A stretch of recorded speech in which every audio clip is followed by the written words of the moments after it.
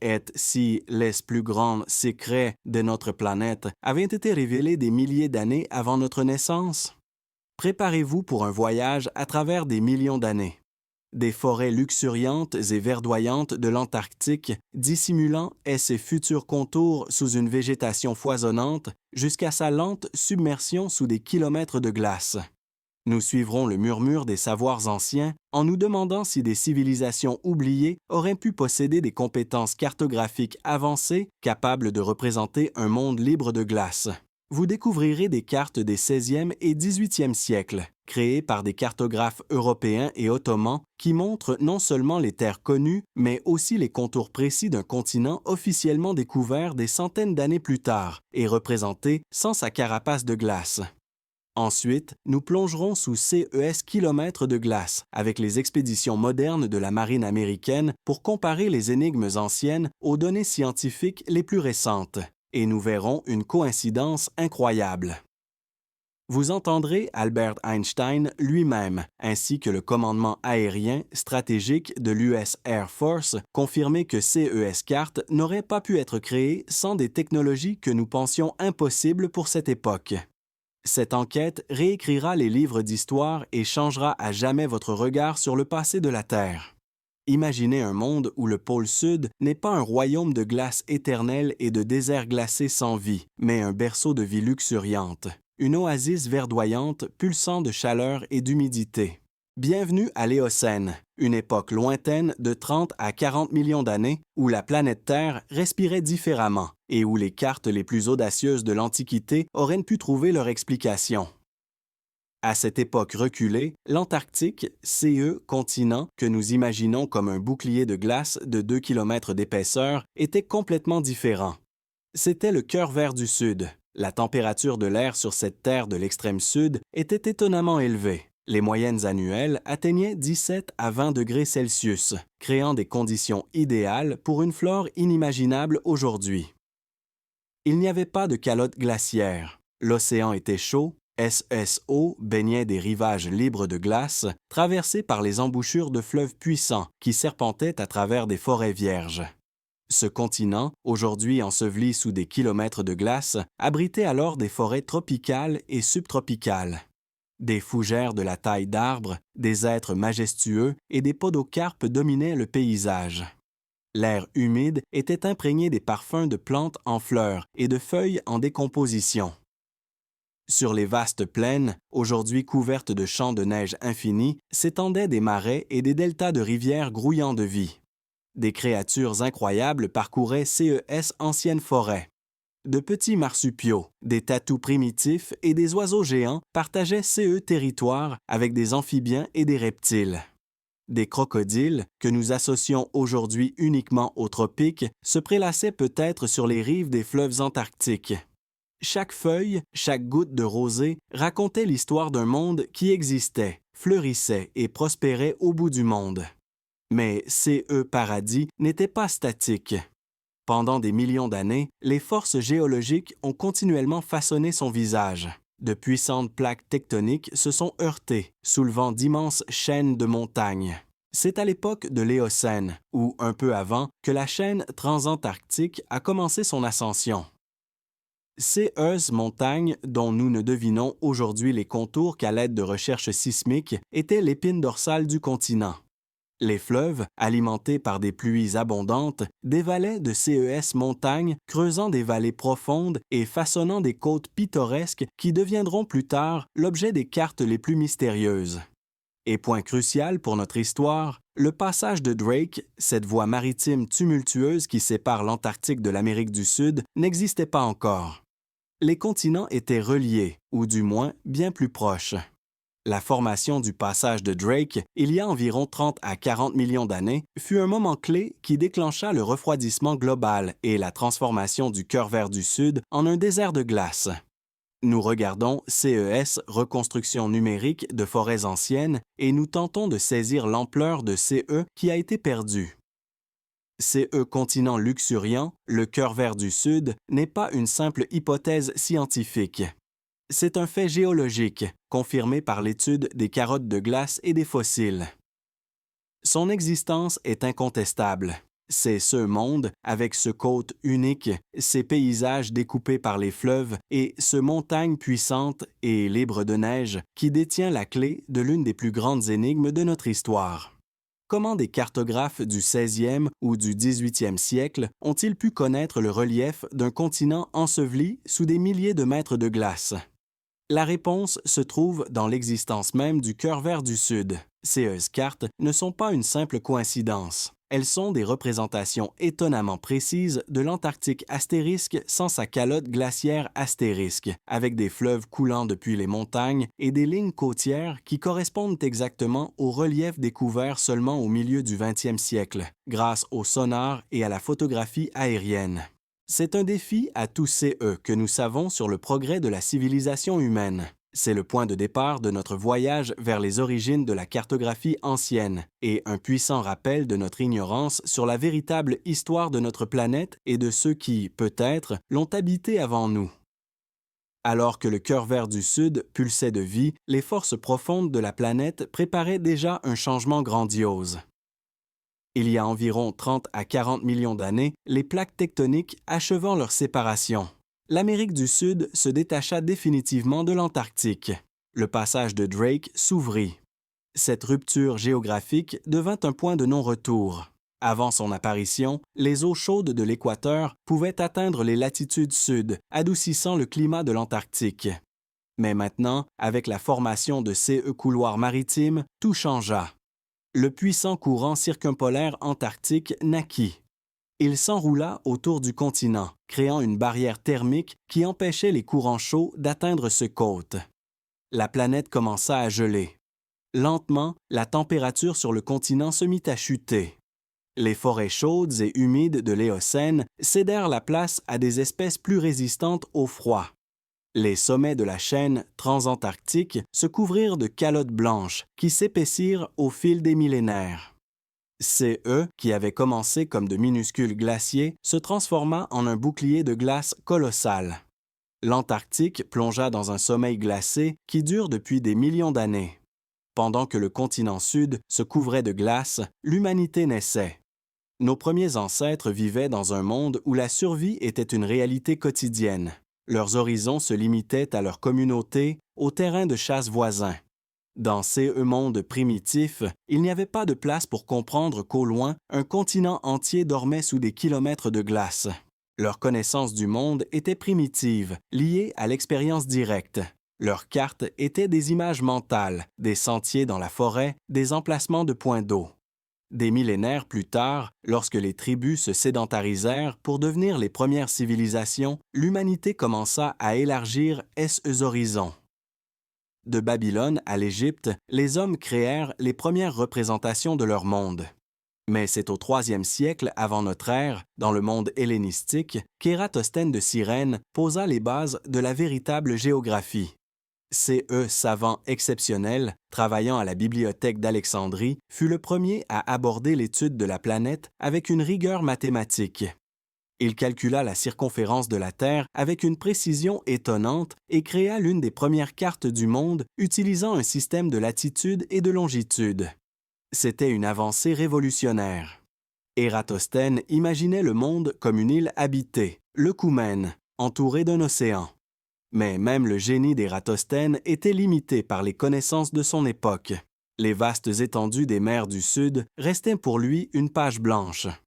Le concept d'un lointain continent austral, la Terra Australis Incognita, la Terre australe inconnue, commençait tout juste à naître comme une idée philosophique, nécessaire pour maintenir l'équilibre du monde. Au 3e siècle avant notre ère, personne ne pouvait connaître l'existence de l'Antarctique, et encore moins supposer que sous des kilomètres de glace se cachait un continent entier avec des montagnes, des fleuves et des côtes qui furent autrefois un paradis verdoyant. La question qui nous entra tout au long de CE Film est la suivante. Comment cette connaissance, ensevelie sous la glace et l'oubli, a-t-elle pu refaire surface? Tandis que CES secrets inimaginables dormaient sur le continent gelé, ailleurs dans le monde, l'humanité tentait, pas à pas, de comprendre la planète. Après le génie d'Ératosthène, qui offrit à l'humanité le premier calcul de la circonférence de la Terre, ces travaux devinrent un phare dans l'océan de l'inconnu. Mais même son esprit brillant ne pouvait percer le voile des mers du Sud, qui restait une énigme. Des siècles plus tard, au 1er et 2e siècle de notre ère, Claude Ptolémée apparut. Son œuvre monumentale, la Géographie, devint la pierre angulaire de la cartographie européenne pendant 14 siècles. Bien que Ptolémée n'ait pas été un voyageur, il a systématisé toutes les connaissances de son temps, les récits des marins, des marchands, des soldats. Son atlas était l'apogée de la géographie antique. Mais même ces cartes, qui eurent une influence colossale, ne pouvaient combler toutes les lacunes. Les vastes étendues de l'hémisphère sud restaient pour lui inexplorées. C'est Ptolémée qui donna une impulsion puissante au concept de Terra Australis Incognita, la terre australe inconnue. L'idée philosophique selon laquelle les énormes masses terrestres de l'hémisphère nord devaient être équilibrées par un continent tout aussi vaste, mais encore inconnu, au sud, s'enracina dans l'esprit des savants. Cette terre hypothétique, CE fantôme de continent, apparaissait constamment sur les cartes, évoluant lentement d'une idée abstraite à un élément tangible de la géographie mondiale. Avec la chute de l'Empire romain et l'arrivée de l'âge sombre, une grande partie de CES connaissances précieuses sembla disparaître. L'Europe plongea dans une période de stagnation intellectuelle. Les cartes devinrent symboliques plutôt que scientifiques.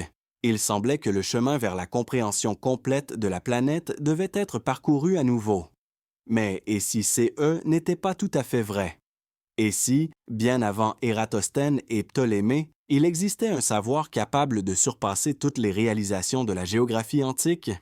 C'est l'hypothèse la plus audacieuse.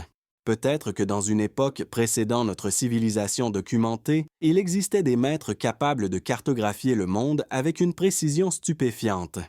Imaginez que CES, carte source, ait été créée à une autre époque, peut-être lorsque l'Antarctique n'était pas encore entièrement recouvert de glace. Comment ces connaissances inestimables ont-elles pu survivre? La réponse pourrait résider dans une transmission secrète de génération en génération. Des ermites, des sociétés secrètes ou des familles de marins auraient pu être les gardiens de CES trésors anciens.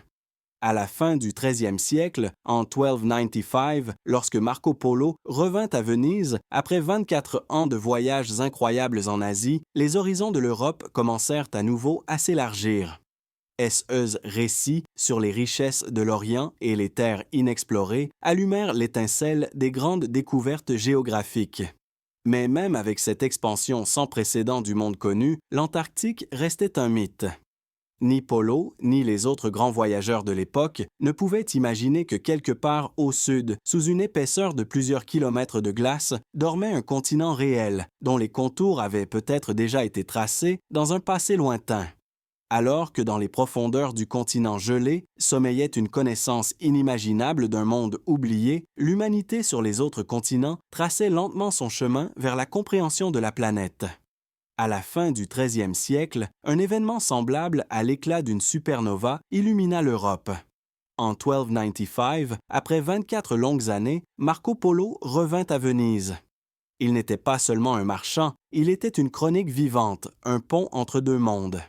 Son retour fut comme une résurrection.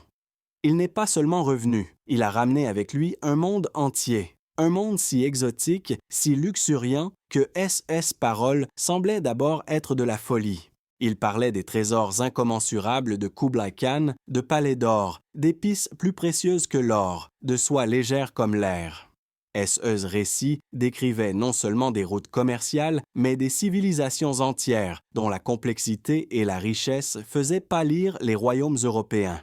Son livre des merveilles du monde devint un portail à travers lequel l'Europe, longtemps enfermée dans ses propres frontières, se vit et vit le reste du monde d'une manière entièrement nouvelle.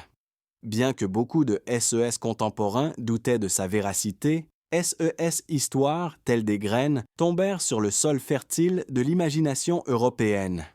Elles enflammèrent dans le cœur des marchands et des souverains une soif insatiable de richesse et dans l'esprit des savants une quête de connaissance. Mais même avec cette expansion sans précédent du monde connu, les horizons du savoir européen restaient étonnamment limités. Les cartes de l'époque étaient plus des fantasmes basés sur des rumeurs que des documents scientifiques. L'absence de méthode fiable pour déterminer la longitude, un problème crucial qui ne sera résolu qu'en 1761 avec l'invention des chronomètres de marine, signifiait que toute tentative de créer des cartes mondiales était vouée à de graves distorsions. Le monde restait une immense tâche inexplorée. Le grand héritage de l'Antiquité, les travaux d'Ératosthène et de Ptolémée, étaient oubliés ou accessibles uniquement sous forme de fragments, conservés dans des bibliothèques secrètes à Byzance et dans le monde arabe. C.E. n'est qu'en 1410, plus d'un siècle après le retour de Polo, que la première édition imprimée de la géographie de Ptolémée rendra à l'Europe une vision cohérente, bien que dépassée, du monde. Avant cela, la Terra Australis Incognita, la Terre australe inconnue, n'était qu'une construction philosophique. Personne ne pouvait imaginer que loin au sud, sous des kilomètres de glace, dormait un monde entier, autrefois verdoyant, dont les contours avaient pu être cartographiés en des temps immémoriaux. Le retour de Marco Polo fut un catalyseur. C.E. fut le son de cloche qui réveilla le continent de son sommeil médiéval. La soif d'or, d'épices et de nouvelles terres, attisée par S.S. Récit, devint le moteur qui mènera bientôt à l'ère des grandes découvertes. L'ironie du sort était que, tandis que les Européens commençaient à peine à prendre conscience de l'étendue de leur monde, d'anciennes civilisations possédaient peut-être déjà des cartes qui dépassaient leurs rêves les plus fous, des cartes détaillant des continents dont l'Europe ne soupçonnait même pas l'existence, y compris un Antarctique sans glace. Cette soif de connaissance, C.E., murmure de richesse inouïe, n'était que le premier écho d'une tempête à venir. Mais pour que cette tempête se transforme en l'ère grandiose des grandes découvertes, l'Europe avait besoin d'une boussole, non seulement physique, mais aussi intellectuelle. Et cette boussole fut trouvée. Au début du 15e siècle, depuis la pénombre des bibliothèques arabes et byzantines, l'œuvre monumentale de Claude Ptolémée, la Géographie, refit surface. Sa première édition, imprimée en 1410, fut un événement sismique pour l'Europe intellectuelle. C.E. fut la renaissance d'une vision du monde, une puissante impulsion intellectuelle qui arracha la civilisation occidentale à son Moyen Âge cartographique. À la place des images symboliques et religieuses du monde, Ptolémée proposa un système scientifique mathématiquement fondé. Sa géographie était un véritable traité, décrivant en détail les méthodes de construction des cartes, les principes d'utilisation de la latitude et de la longitude, et des milliers de lieux avec leurs coordonnées. Pour la première fois depuis l'Antiquité, le monde occidental avait entre les mains un outil pour systématiser la connaissance de la Terre. S.E.'s plans devinrent une référence, une autorité incontestée pour des générations de cartographes.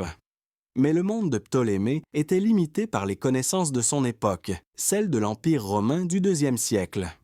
Sur S.E. Carte, l'océan Indien était une mer fermée et les Amériques étaient tout simplement absentes. C.E.'s lacunes étaient des défis, des invitations silencieuses à l'exploration. C'est Ptolémée qui donna une forte impulsion au concept de Terra Australis Incognita, la Terre australe inconnue. Pour lui, les gigantesques masses terrestres de l'hémisphère nord nécessitaient un contrepoids symétrique au sud. C'était une nécessité philosophique. Avec l'apparition de la géographie de Ptolémée, les cartographes européens furent confrontés à un dilemme. Comment concilier cette œuvre canonique, mais dépassée avec les nouvelles données rapportées par les premiers navigateurs audacieux? Les caravelles portugaises, progressant le long de la côte ouest de l'Afrique, découvraient des baies et des fleuves qui n'étaient pas sur les cartes de Ptolémée. Chaque nouvelle découverte entrait en conflit avec l'autorité du maître ancien. C.E. fut une période de débats intenses et d'efforts créatifs gigantesques. C'est dans cette atmosphère que mûrit une idée qui allait changer le cours de l'histoire. La croyance en la sphéricité de la Terre, renforcée par Ptolémée, et les récits de Marco Polo sur les richesses de l'Orient menèrent à une pensée audacieuse. Et si l'on pouvait atteindre l'Inde en naviguant vers l'ouest, à travers l'immense océan Atlantique? Cette idée s'empara de l'esprit du navigateur génois Christophe Colomb. En octobre 1492, lorsque SUS navires accostèrent sur une petite île des Caraïbes, Colomb était convaincu d'avoir atteint les rives de l'Asie de l'Est. Il ne savait pas qu'il venait de tomber sur un continent entièrement nouveau et que son voyage venait de mettre en pièces la carte de Ptolémée, changeant à jamais la perception que l'humanité avait de son propre monde. En octobre 1492, lorsque les caravelles de colons atteignirent enfin les rives d'une petite île des Caraïbes, le monde qu'ils connaissaient et le monde qu'ils cherchaient se heurtèrent en un point de non-retour. Colomb était convaincu d'avoir atteint l'Orient, mais la réalité qu'il découvrit dépassa toutes ses attentes, mettant en pièces les cartes de Ptolémée et changeant à jamais le destin de l'humanité. Le voyage vers l'Ouest fut un acte d'une audace inouïe. Derrière 33 jours d'océan infini se trouvait l'inconnu. Les marins, leurs visages burinés par le vent et la peur, scrutaient les ténèbres chaque nuit, craignant d'avoir quitté à jamais les limites du monde habité. Leur boussole était leur seul espoir, mais même elle ne pouvait dissiper la peur des courants et des vents inconnus. C'était une époque où les cartes n'étaient que des suppositions, et la détermination précise de la longitude restait un rêve inaccessible. Lorsque le 12 octobre 1492, à l'aube, un marin cria « Terre ». CE fut un cri qui résonna à travers les siècles. Devant eux se dressait un nouveau monde, non pas les palais dorés de Kublai Khan, mais des forêts luxuriantes et vierges, peuplées d'hommes amicaux mais totalement inconnus. C'étaient les Bahamas, mais Colomb et son équipage étaient certains d'avoir trouvé l'Inde. Il nomma les habitants indiens, sans se douter que ces noms deviendraient l'une des plus grandes méprises de l'histoire. Colomb effectua 4 expéditions vers CES Nouvelle-Terre, essayant à chaque fois de faire correspondre CE qu'il voyait avec les cartes de l'Asie de Ptolémée. Il explora les grandes et petites Antilles et la côte de l'Amérique centrale, croyant sincèrement que quelque part ici se cachaient les riches ports de la Chine et du Japon. L'ironie du sort voulut que sa propre carte, aujourd'hui perdue, et que l'amiral ottoman Piri Reis affirmait avoir utilisée, pouvait contenir des échos de connaissances bien plus anciennes que celles de Colomb lui-même. Cependant, Colomb n'était pas le seul à avoir soif de découverte. Après lui, des dizaines, puis des centaines d'aventuriers se lancèrent. L'Espagne et le Portugal se partagèrent le Nouveau Monde. C'est dans CE, chaudron bouillonnant d'ambition, que d'autres figures emblématiques firent leur apparition. Amerigo Vespucci, un marchand et navigateur florentin, effectua plusieurs voyages vers CES Nouvelle-Terre. Contrairement à Colomb, Vespucci comprit rapidement qu'il ne s'agissait pas de l'Asie, mais d'un continent entièrement nouveau et immense. SE's lettres, où il décrivait CES Terre comme un astérisque Mundus Novus astérisque, un nouveau monde, se répandirent en Europe comme une traînée de poudre. CE fut un choc, la reconnaissance que le monde était bien plus grand et complexe que ne le montraient les cartes de Ptolémée. Les premières tentatives de cartographier CES côtes inconnues furent chaotiques mais rapides. Vers 1500, le cartographe espagnol Juan de la Cosa créa l'une des premières cartes connues montrant les contours des Caraïbes. En 1507, le cartographe allemand Martin Waldseemüller, inspiré par les lettres de Vespucci, publia sa Astérisque Universalis Cosmographia Astérisque. Sur cette carte, pour la première fois dans l'histoire, le nouveau continent fut nommé Amérique, en l'honneur de l'homme qui avait le premier compris sa véritable nature. Le monde que Ptolémée avait construit s'effondra littéralement. Les Européens, qui avaient cru pendant des siècles à un monde relativement compact, furent confrontés à des étendues infinies. Chaque nouvelle expédition rapportait des fragments de CE nouveaux puzzles, assemblant peu à peu l'image de la planète. Mais même avec toute cette activité fébrile, d'immenses zones restaient des taches blanches. Les latitudes sud étaient toujours enveloppées de mystères. L'idée de la astérisque Terra Australis Incognita astérisque devint encore plus pertinente, se transformant en un objectif convoité. Mais personne ne soupçonnait que loin au sud, sous des kilomètres de glace, dormait un continent entier, avec des montagnes et des fleuves, qui avaient déjà été cartographiés bien avant leur arrivée. En 1492, alors que Colomb, sans le savoir, mettait en pièces la carte de Ptolémée, une autre expédition, tout aussi grandiose, se préparait à l'autre bout du monde, changeant à jamais le cours de l'histoire de la navigation. La soif insatiable d'or et d'épices poussait les puissances européennes vers des horizons inconnus. Si l'Espagne s'était audacieusement lancée vers l'ouest, le Portugal, lui, traçait méthodiquement sa route vers l'est. Et en 1498, 6 ans après le premier voyage de Colomb, Vasco de Gama, contournant le mystérieux cap de Bonne-Espérance, entra dans les eaux de l'océan Indien, ouvrant une route maritime directe vers l'Inde. CE fut un triomphe de la navigation et de la volonté.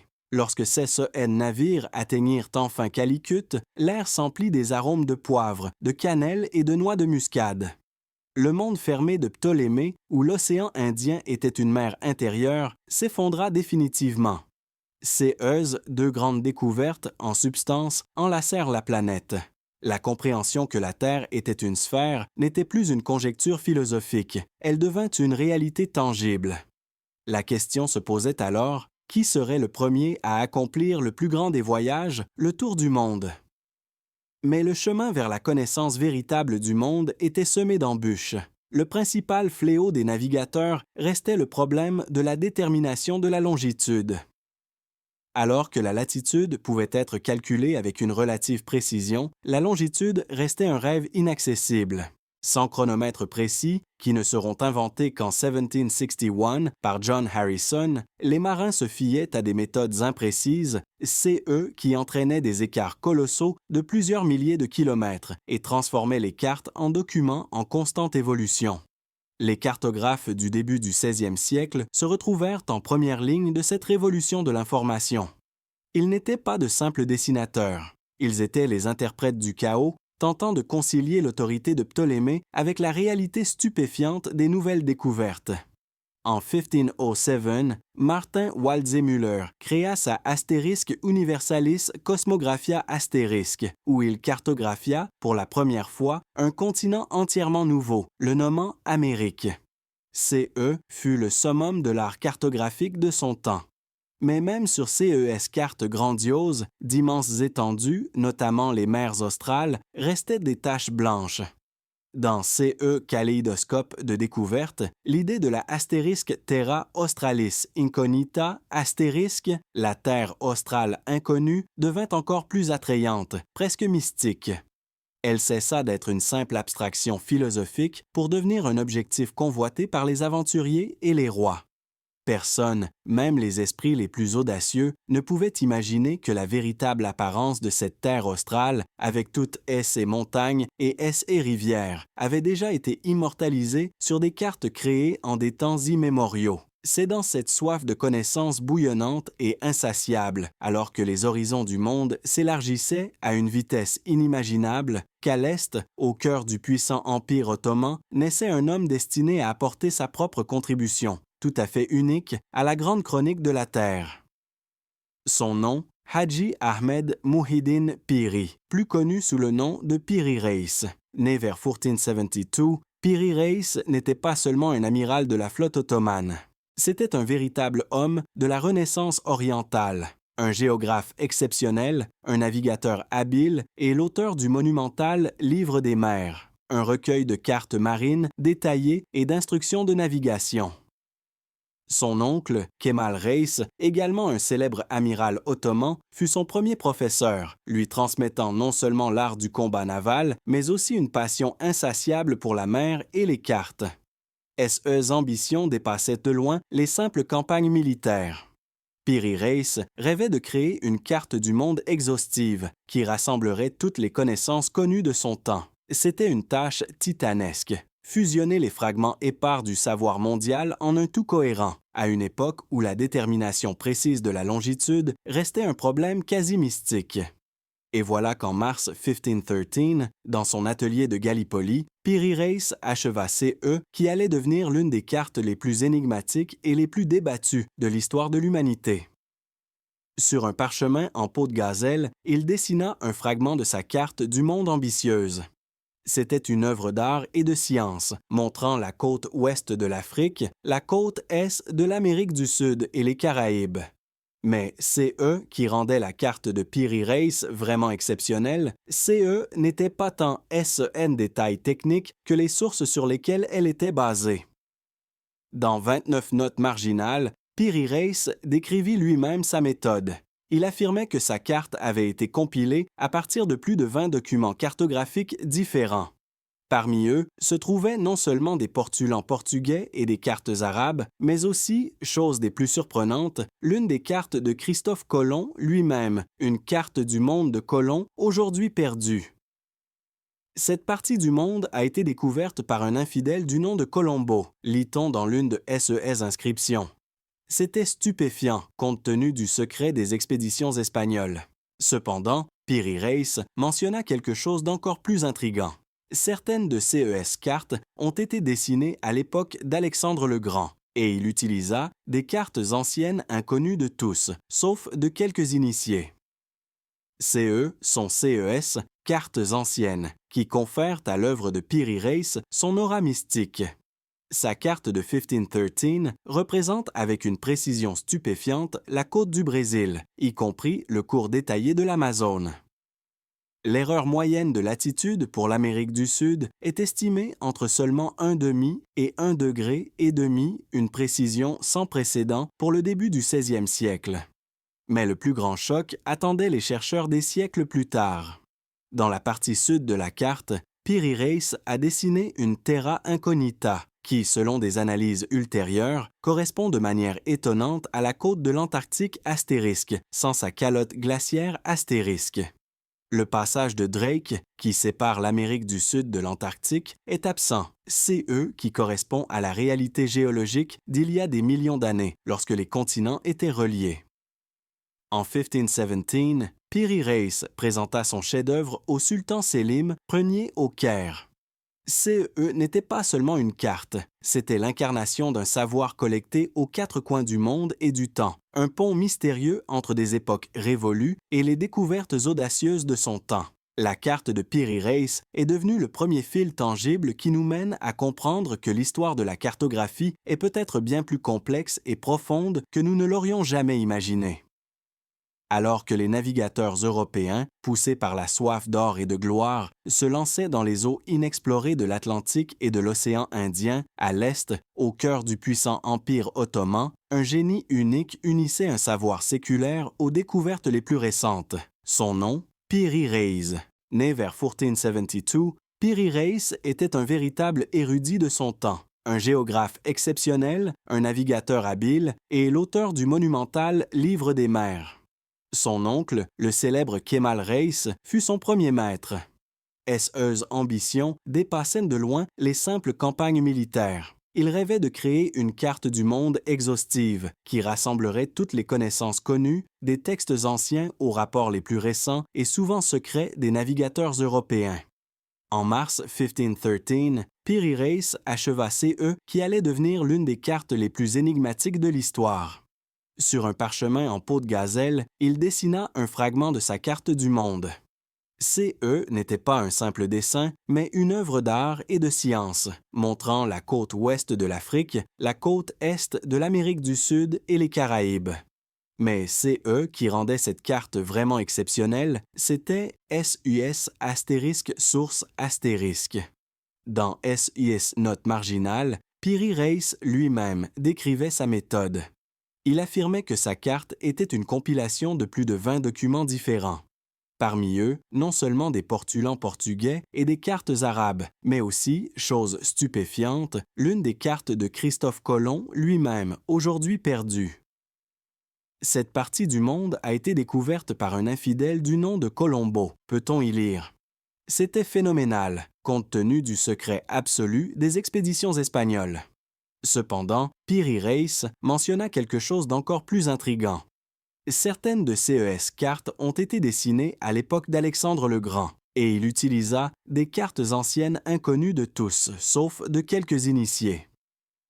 Cette phrase, tel un éclair, traverse les siècles, suggérant l'existence d'un savoir qui devançait son époque de plusieurs millénaires. CE sont CES, cartes anciennes qui confèrent à l'œuvre de Piri Reis son aura mystique. Sa carte de 1513 représente avec une précision stupéfiante la côte du Brésil, y compris le cours détaillé de l'Amazone. L'erreur moyenne de latitude pour l'Amérique du Sud est estimée entre seulement 1,5 et 1 degré et demi, une précision sans précédent pour le début du 16e siècle, alors que même les meilleurs cartographes européens luttaient avec des erreurs de plusieurs dizaines de degrés. De plus, la carte montre une île nommée Antolia, que les experts identifient comme les îles Malouines, officiellement découvertes seulement en 1592, près de 80 ans plus tard. Mais le plus grand choc attendait les chercheurs des siècles plus tard. Dans la partie sud de la carte de Piri Reis est dessinée une terra incognita qui, selon des analyses géodésiques ultérieures, correspond de manière étonnante à la côte de l'Antarctique astérisque sans sa calotte glaciaire astérisque. Le passage de Drake, qui sépare l'Amérique du Sud de l'Antarctique, y est absent. CE, qui correspond à la réalité géologique d'il y a des millions d'années lorsque les continents étaient reliés. Comment un cartographe de 1513 pouvait-il connaître le relief d'un continent enseveli sous des kilomètres de glace, un continent qui ne sera officiellement découvert qu'en 1820? En 1517, Piri Reis présenta son chef-d'œuvre au sultan Sélim Ier. CE n'était pas seulement une carte, c'était un pont mystérieux entre des époques révolues et les découvertes audacieuses de son temps. La théorie qui découle de l'analyse de la carte de Piri Reis est audacieuse. Elle suppose l'existence d'une civilisation antique très avancée, mais aujourd'hui perdue, qui possédait des connaissances surpassant les réalisations de l'Antiquité et du Moyen Âge. Peut-être que CES cartes-mères ont été créées à une autre époque, lorsque l'Antarctique n'était pas encore entièrement recouvert de glace. Ces connaissances inestimables, au lieu de disparaître complètement, auraient pu être transmises à travers les générations cachées de l'histoire officielle. Piri Reis a peut-être été l'un de ceux qui ont réussi à rassembler CES fragments, comme les éclats d'un miroir brisé depuis longtemps, pour révéler au monde, pour un bref instant, l'image d'une terre véritable mais oubliée. Sa carte n'est pas une simple coïncidence ou une fantaisie. C'est un témoignage indéniable de l'existence d'une tradition cartographique perdue qui remet en question toute notre chronologie. En mars 1513, dans son atelier de Gallipoli, Piri Reis achevait son chef-d'œuvre. Sur une feuille de peau de serre, il traçait les dernières lignes d'une carte du monde qui deviendrait non pas un simple artefact historique, mais un défi criant à tous ces que l'humanité pensait savoir de son passé. La véritable valeur de cette carte résidait dans SS astérisque source astérisque. Dans SS note marginale, Piri Reis lui-même révélait une vérité incroyable. Il affirmait que sa carte était une compilation de plus de 20 documents cartographiques différents. Parmi eux, non seulement des portulans portugais et des cartes de navigation arabes, mais aussi quelque chose de bien plus intrigant, l'une des cartes, aujourd'hui perdue, de Christophe Colomb lui-même. Mais Piri Reis allait encore plus loin, mentionnant des cartes anciennes inconnues de tous, sauf de quelques initiés, et certaines d'entre elles, selon lui, avaient été dessinées à l'époque d'Alexandre le Grand. Cette phrase, tel un éclair, traversait les siècles, suggérant l'existence d'un savoir qui devançait son époque de plusieurs millénaires. CE sont CES, sources mystérieuses, qui ont permis à l'amiral ottoman de créer une image du monde qui semblait avoir des centaines d'années d'avance sur son temps. La côte ouest de l'Afrique était tracée avec une précision stupéfiante, mais le véritable choc pour les générations futures serait l'Amérique du Sud, dont les côtes orientales étaient dessinées avec un niveau de détail impensable pour le début du 16e siècle. Avec une erreur de latitude moyenne de seulement 1,5 à 1,5 degré, sa carte affichait une précision sans précédent pour une époque où la détermination de la longitude restait une énigme insoluble. Mais l'élément le plus grandiose et le plus choquant de cette carte se trouvait tout au sud. Sous l'Amérique du Sud, Piri Reis a dessiné une vaste terra incognita. Et CE n'était pas une simple hypothèse abstraite. Cette terre avait des contours côtiers, clairs et détaillés, comme si quelqu'un avait réellement exploré ce rivage. Des analyses géodésiques ultérieures, menées seulement au milieu du 20e siècle, ont confirmé une coïncidence stupéfiante. Cette terra incognita, sur la carte de Piri Reis, n'était rien d'autre que la côte de l'Antarctique astérisque sans sa calotte glaciaire astérisque. Le continent, qui ne sera officiellement découvert qu'en 1820 et dont le relief, sous une couche de glace atteignant près de 5 km d'épaisseur, ne sera exploré qu'avec des sonars et des photographies aériennes dans les années 1940 et 1950, avait déjà été cartographié par un amiral ottoman en 1513. Et CE n'est pas tout. Sur cette mystérieuse terre australe, le passage de Drake, qui sépare l'Amérique du Sud de l'Antarctique, était absent. Cela correspond parfaitement à la réalité géologique qui existait il y a des millions d'années, lorsque CES continents étaient reliés. Comment un cartographe du début du 16e siècle, vivant à l'ère des voiliers et des instruments primitifs, pouvait-il connaître des caractéristiques géologiques qui ne seraient découvertes que des centaines d'années plus tard? Comment pouvait-il savoir que l'Antarctique avait un jour été libre de glace, SS rivage baigné par des eaux chaudes et SS montagne traversée par des fleuves puissants? En 1517, Piri Reis présenta fièrement son œuvre unique au sultan Sélim Ier au Caire. Le souverain de l'Empire ottoman fut stupéfait par le contenu de la carte, reconnaissant sa valeur et sa nature prophétique. La carte de Piri Reis n'est pas un simple hasard ou le produit d'une erreur cartographique. C'est une preuve tangible et irréfutable de l'existence d'une tradition cartographique perdue qui remet en question toute notre chronologie de la civilisation humaine. Elle nous oblige à repenser la notion même de découverte et à nous demander qui possédait cette connaissance stupéfiante, quand et comment a-t-elle été obtenue. Le véritable triomphe de Piri Reis, la véritable parade de la connaissance oubliée, attendait son heure. En 1517, l'Empire ottoman était à l'apogée de sa puissance. L'Égypte, berceau des civilisations antiques, venait de tomber sous les assauts du sultan Sélim Ier. C'est dans le Caire nouvellement conquis que la cérémonie qui inscrirait à jamais le nom de Piri Reis dans les annales de l'histoire devait avoir lieu. La cour du sultan Sélim Ier était un centre de pouvoir, d'intrigue et de luxe inouï. Au milieu des généraux et des vizirs se tenait Hadji Ahmed Mouhidine, Piri Reis, commandant de la flotte, géographe et gardien de secrets. Il tenait dans ses mains non pas une simple carte, mais un témoignage vivant de son propre génie. Enfin, le moment arriva. Piri Reis, s'inclinant, déroula son chef-d'œuvre devant le sultan. Sur la feuille de parchemin, le monde apparut dans toute sa splendeur. CE n'était pas seulement une belle image, c'était un plan du monde, conçu pour la navigation, pour les conquêtes, pour la compréhension. Le visage du sultan, habituellement sévère, exprima d'abord la curiosité, puis une profonde admiration. Son regard glissa le long des côtes de l'Afrique, puis passa aux nouvelles terres, la côte est de l'Amérique du Sud. Et là, dans CES, étendue, inexplorée, résidait la véritable valeur de la carte. Avec une précision stupéfiante, impensable pour le début du 16e siècle, les rives du Brésil étaient dessinées. Les méandres de l'Amazone et les chaînes de montagnes, qui ne seraient explorées que des siècles plus tard par les Européens, étaient également cartographiés. Les courtisans autour du sultan devaient murmurer d'étonnement. Beaucoup connaissaient les cartes européennes, pleines d'erreurs et de taches blanches. Mais cette carte, créée par un amiral ottoman, semblait surpasser toutes les œuvres connues. À une époque où l'Espagne et le Portugal se partagèrent le monde, une telle carte n'était pas un simple objet d'art, mais une arme stratégique.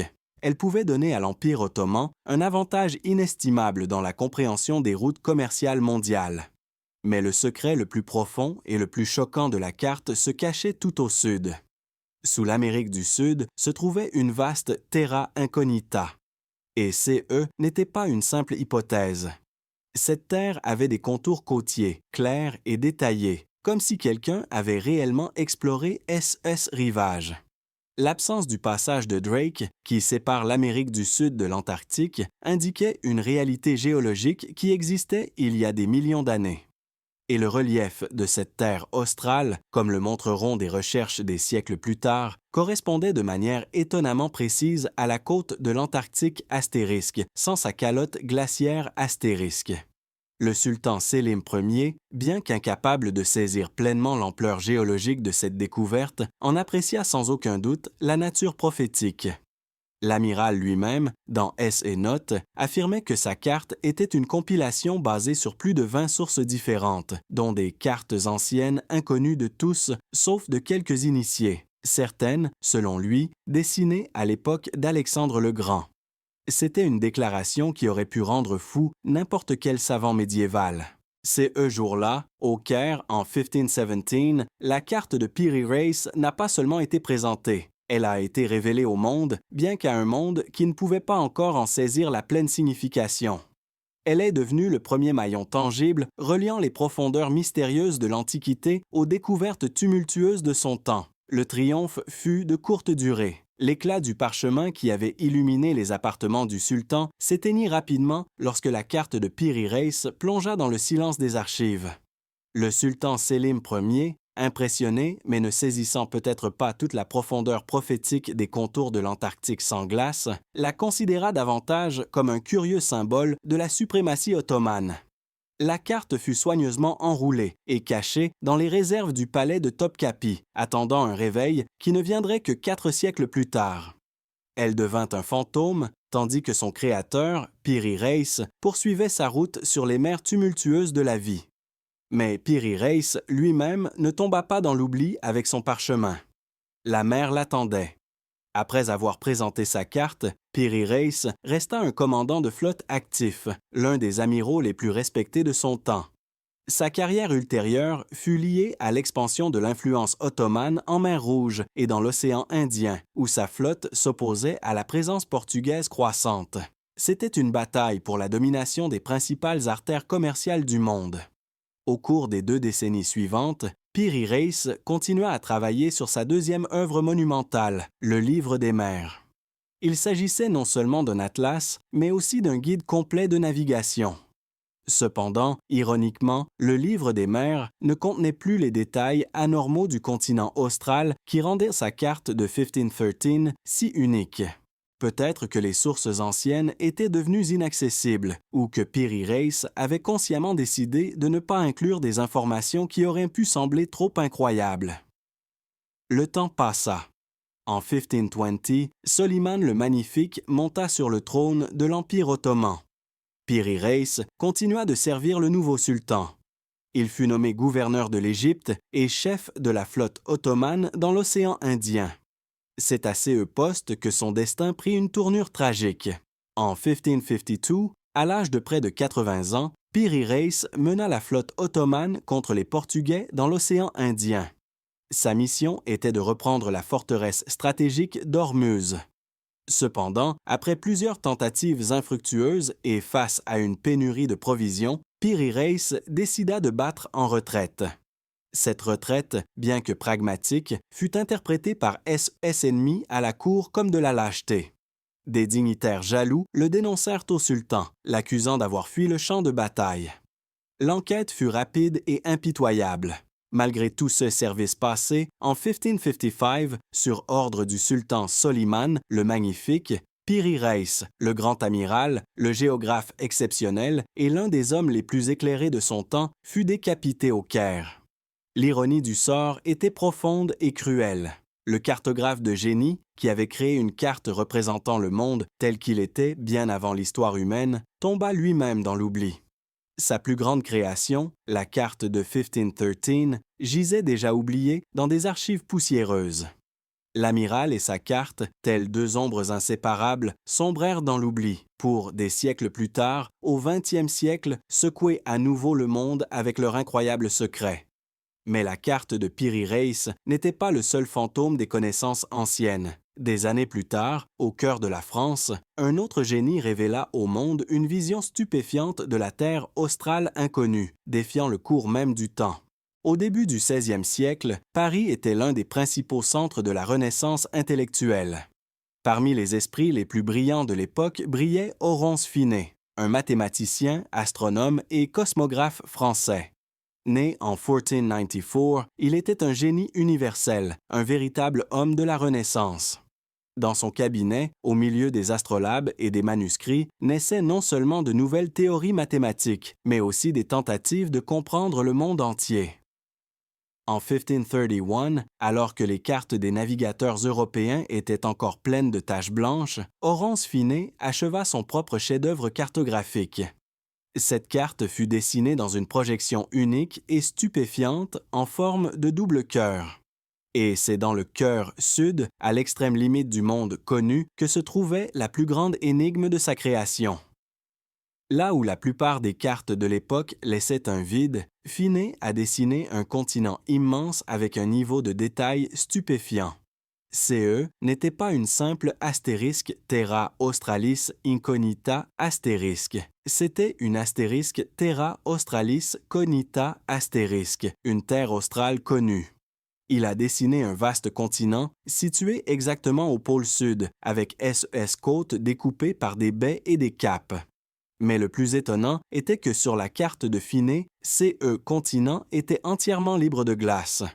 Des sommets du continent, là où s'étend aujourd'hui la chaîne transantarctique, coulaient des fleuves puissants qui se jetaient dans des mers chaudes et non gelées.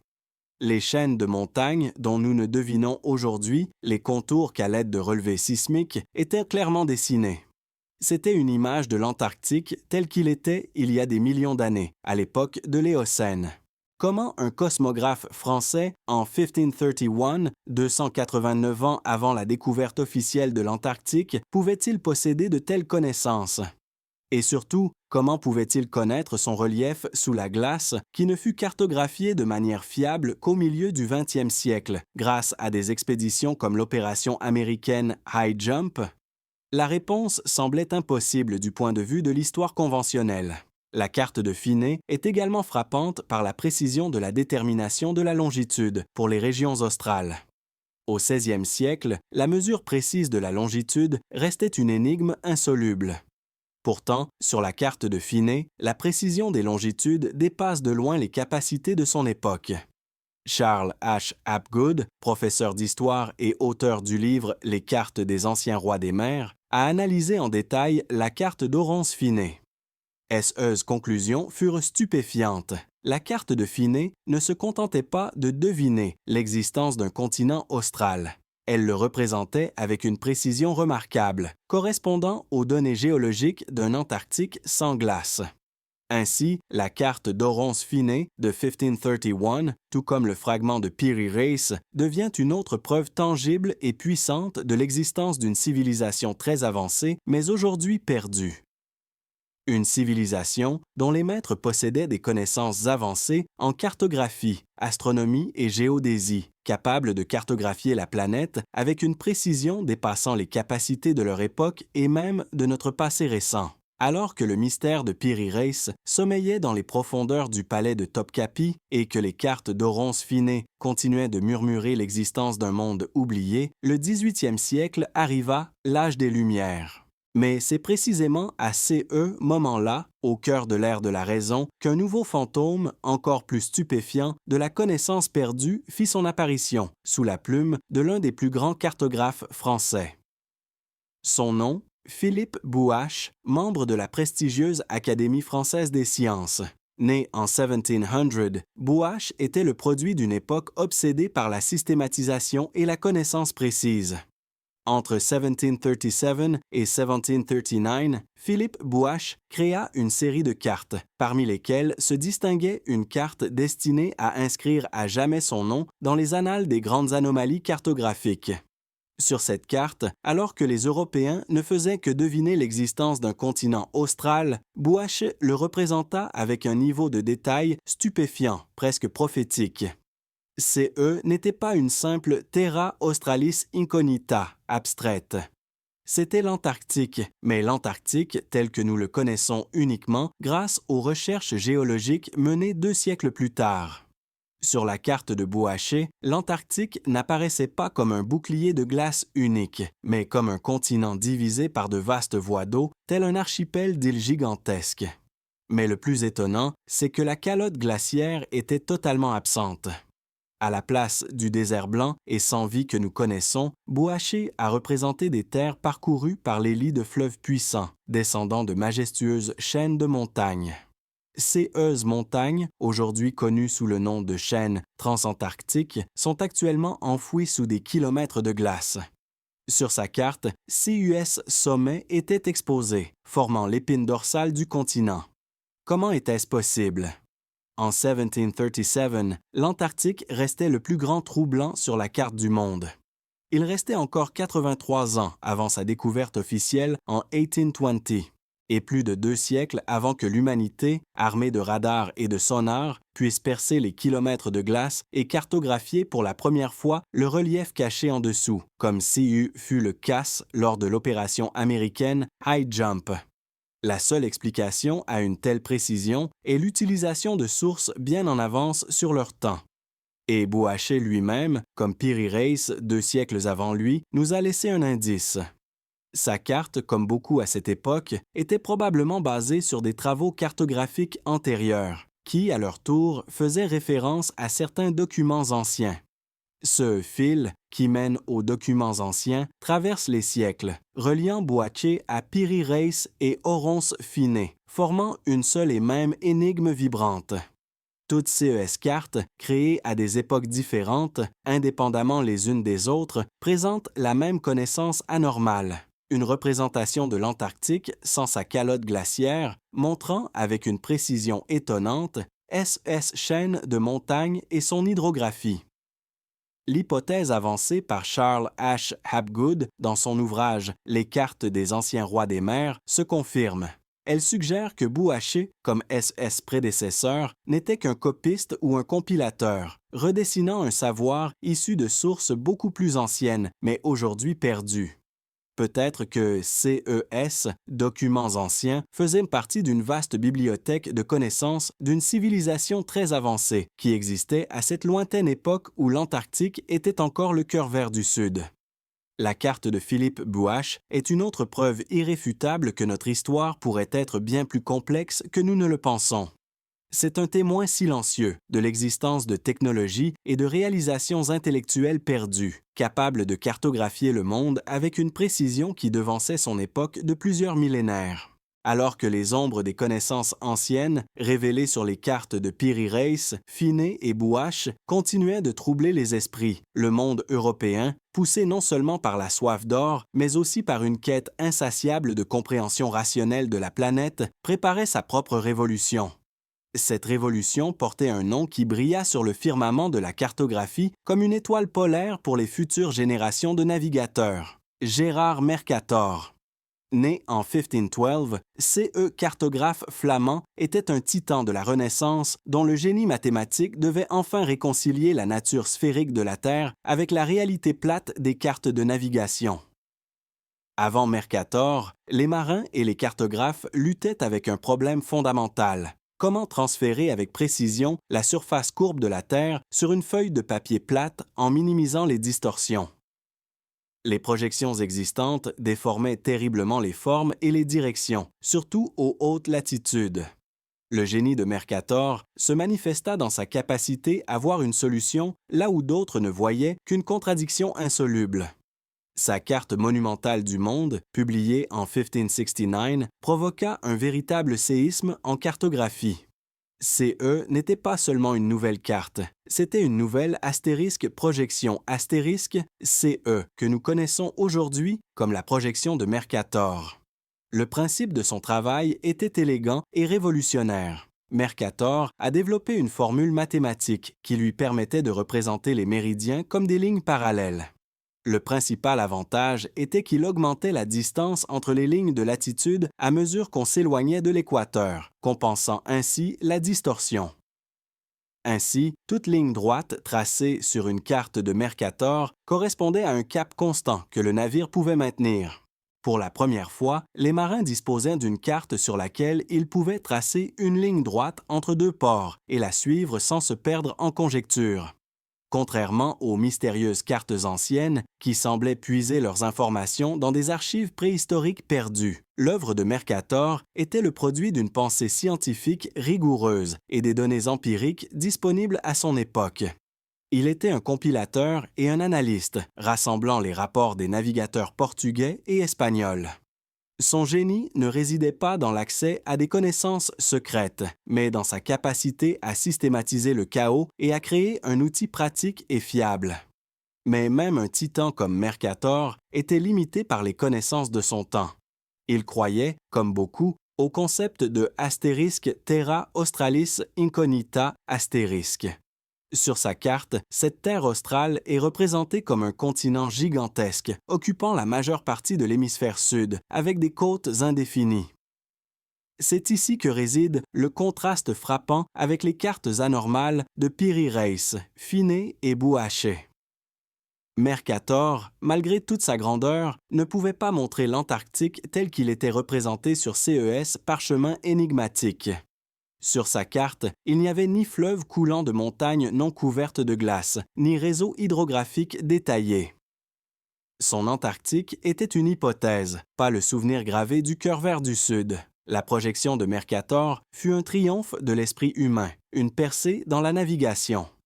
Mais en même temps, cette carte impeccable et mathématiquement juste, avec son Antarctique hypothétique et logique, portait un message silencieux mais puissant. Elle soulignait la profondeur et l'inexplicabilité de CES cartes anciennes, qui semblaient avoir des milliers, voire des millions d'années d'avance sur leur temps. Elle servait de toile de fond sur laquelle les anomalies des cartes de Piri Reis, Finney et Bouache brillaient encore plus fort, se transformant de simples curiosités en preuves irréfutables de l'existence de connaissances perdues. Après que le génie de Mercator eut offert au navigateur une projection capable de réconcilier enfin la sphère et le plan, l'humanité fut confrontée à un autre adversaire, bien plus insidieux, l'insaisissable longitude. Au XVIIe siècle, la détermination de la position exacte d'un navire en mer restait la tâche principale et titanesque, une véritable malédiction pour les navigateurs et les cartographes. Contrairement à la latitude, la longitude restait une mesure mystérieuse et fuyante. Le cœur du problème était simple et en même temps insoluble. Pour déterminer la longitude, il fallait connaître l'heure exacte au point de départ et la comparer à l'heure locale sur le navire. Mais comment conserver l'heure exacte en pleine mer? Aucune horloge connue au XVIIe siècle ne pouvait résister à l'épreuve de l'océan. Les conséquences de cette imprécision chronique étaient catastrophiques. Les navires s'écartaient souvent de leur route de centaines, voire de milliers de kilomètres. Cela entraînait des voyages interminables, des famines, le scorbut et la mort. La longitude n'était pas un simple problème scientifique, c'était un bourreau impitoyable. Les plus grands esprits d'Europe se penchaient sur ces problèmes. Des royaumes comme l'Espagne, la Grande-Bretagne et la France offraient des prix astronomiques pour sa résolution. Le Parlement britannique, en 1714, institua le célèbre prix de la longitude de 20 000 livres sterling. C'est dans contexte de lutte désespérée que l'existence des cartes de Piri Reis, Oronce Finney et Philippe Bouache devient non seulement une anomalie, mais un paradoxe stupéfiant. Comment CES cartographe, vivant à une époque où le problème de la longitude était insoluble, pouvait-il créer des cartes où des régions éloignées, comme la côte est de l'Amérique du Sud ou même la mystérieuse Antarctique, étaient représentées avec une précision de longitude étonnante et sans précédent? Sur la carte de Piri Reis de 1513, l'erreur de longitude n'était que d'1 degré à certains endroits. La carte d'Oronce Finney de 1531, montrant une Antarctique sans glace, affichait une précision des longitudes qui dépassait de loin les capacités du 16e siècle. CE n'est qu'en 1761 que John Harrison, un modeste horloger anglais, résoudra enfin ce problème en créant un chronomètre de marine capable de conserver l'heure exacte en pleine mer. Ces anomalies soulèvent une question fondamentale. Si l'humanité du XVIIe siècle luttait si désespérément avec la longitude, qui donc possédait cette connaissance incroyable qui a permis de créer des cartes d'une précision aussi stupéfiante bien avant que cette bataille ne soit gagnée? Au XVIIe siècle, la longitude était insaisissable. Sa résolution semblait impossible. Mais au cœur de cette lutte désespérée, la réponse naissait lentement mais sûrement dans l'atelier poussiéreux d'un simple charpentier anglais. Il s'appelait John Harrison. Né en 1693, fils de charpentier et autodidacte, il n'avait aucune formation universitaire. Ses maîtres étaient les outils, le bois, le métal et une soif inextinguible de perfection. Il devint horloger, mais pas un horloger ordinaire. Cependant, l'océan exigeait une solution radicalement différente. Harrison était convaincu que la solution au problème de la longitude résidait dans la mécanique. Le Parlement britannique, en 1714, institua le célèbre prix de la longitude de 20 000 livres sterling, une somme colossale. La récompense était promise à celui qui pourrait déterminer la longitude avec une précision d'un demi-degré. Des milliers d'inventeurs se lancèrent dans la course, mais seul Harrison semblait comprendre les véritables défis. Il savait qu'en mer, une horloge devait être insensible aux changements de température, à l'humidité, à l'air salin et, surtout, au roulis. SE's premières années furent consacrées à la création de CE, qui sera plus tard appelé le H-1. C'était un monstre de 34 kg de laiton. En 1736, le H-1 effectua son premier voyage en mer vers Lisbonne, montrant une précision impressionnante. Mais Harrison n'était pas satisfait. Puis, en 1759, après 19 ans de travail acharné, apparut le H-3, une autre merveille d'ingénierie, mais toujours trop grande et complexe. La véritable percée était à venir. En 1759, à l'âge de 66 ans, après 30 ans de travail ininterrompu, il présenta au monde le H-4, une montre de poche de seulement 13 cm de diamètre, mais contenant tout le génie de SE's invention précédente. C'était une petite machine vivante, battant au rythme de la précision. L'heure de la plus grande épreuve était venue. En 1761, le H-4 entreprit sa première mission. Traverser l'Atlantique jusqu'à la Jamaïque. Après 81 jours en mer, ils atteignirent Port-Royal. Le H-4 n'avait que 5 secondes de retard sur toute la durée du voyage. Cela signifiait que la longitude avait été déterminée avec une précision stupéfiante, avec une erreur de seulement 1 mille marins et demi, dépassant de loin les exigences du prix de la longitude. Le problème était résolu. Mais le Bureau des longitudes, composé principalement d'astronomes sceptiques, ne pouvait croire qu'un simple horloger avait réussi là où les plus grands esprits de Cambridge et d'Oxford avaient échoué pendant des décennies. CE n'est que grâce à l'intervention directe du roi George III que Harrison reçut le reste de son prix en 1773. Épuisé par la lutte, il mourut 3 ans plus tard. Le triomphe de Harrison fut retentissant. Le H-4 a changé le monde. Soudain, les océans devinrent plus accessibles, plus sûrs, plus prévisibles. Le commerce s'épanouit, les empires coloniaux s'étendirent. La navigation, d'un art plein de conjectures, devint une science exacte. C'est à ces moments précis que nous devons revenir à la grande énigme de notre film. Nous avons vu les cartes de Piri Reis, Oronce Finet et Philippe Bouache. Des cartes créées bien avant le triomphe de Harrison. Des cartes qui affichent une précision stupéfiante. Rappelez-vous, la carte de Piri Reis montrait la côte de l'Amérique du Sud avec une erreur de longitude d'à peine 1 degré. La carte de Finet représentait l'Antarctique sans glace avec une précision des longitudes bien supérieure aux capacités du 16e siècle. Voici le paradoxe. John Harrison a passé 30 ans de sa vie à créer un instrument qui a enfin permis aux navigateurs européens de déterminer la longitude avec une précision d'1 mille marins et demi. Et quelqu'un, des siècles, voire des millénaires avant lui, possédait déjà les connaissances pour créer des cartes avec une précision égale, sinon supérieure. Comment les anciens cartographes, sans chronomètre, sans la moindre idée des calculs complexes nécessaires, pouvaient-ils connaître la position réelle des continents et des océans avec un tel niveau de détail? L'énigme des cartes anciennes ne fait que s'approfondir, murmurant l'existence d'un monde que nous avons perdu et de connaissances qui ont disparu. Après des décennies où l'humanité a enfin maîtrisé le secret de la longitude grâce au génie de John Harrison, la dernière et plus grande énigme de la planète, la mystérieuse Terre australe, cessa d'être un simple mythe. Cet astérisque Terra Australis Incognita, astérisque, CE fantôme de continent qui hantait les cartes depuis des siècles, devint un objectif tangible. Le 19e siècle débuta avec une soif insatiable de connaissances et d'expansion. Les grandes puissances, la Russie, la Grande-Bretagne, les États-Unis se tournèrent vers le sud. Le dernier front à conquérir restait le pôle sud, un royaume de glace. En 1819, l'Empire russe équipa une expédition destinée à entrer dans les annales des grandes découvertes.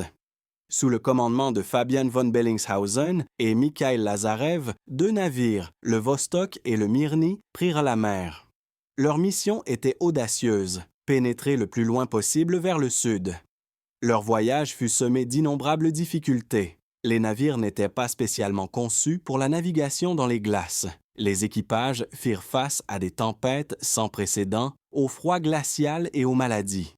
Le désespoir était un compagnon constant, mais la volonté de découvrir et la discipline de fer des officiers maintinrent l'équipage à flot. Le 28 janvier 1820, le Vostok et le Mirny s'approchèrent de la barrière de glace, aujourd'hui connue sous le nom de plateforme de glace de Bellingshausen. Ils virent une côte couverte de glace, mais extrêmement escarpée. C'était la première observation fiable du littoral de l'Antarctique, caché sous une glace éternelle.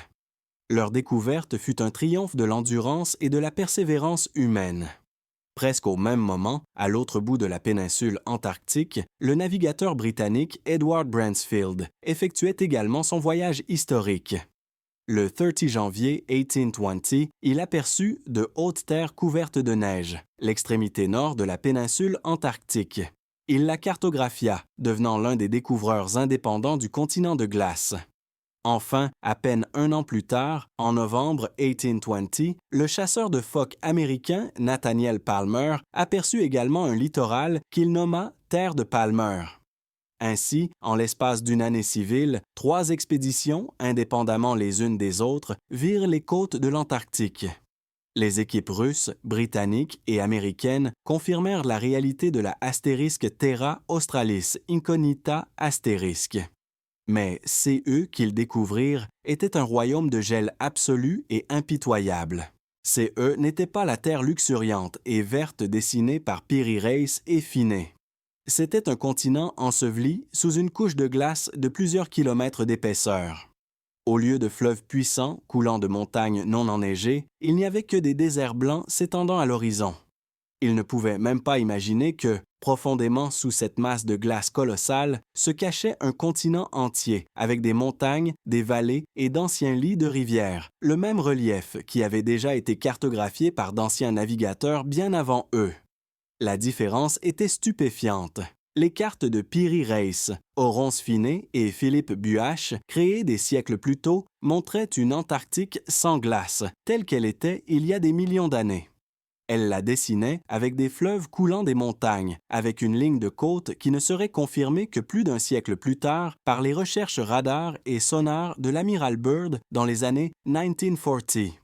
Cette grande expédition a non seulement officiellement découvert le dernier continent de la Terre, mais elle a aussi mis en évidence l'énigme principale au cœur de notre film. Comment les anciens cartographes pouvaient-ils connaître le relief de l'Antarctique astérisque sans sa calotte glaciaire astérisque, alors que seulement 2 siècles après leur carte, des navigateurs courageux ont à peine réussi à percer le bouclier de glace pour n'en voir que la partie émergée?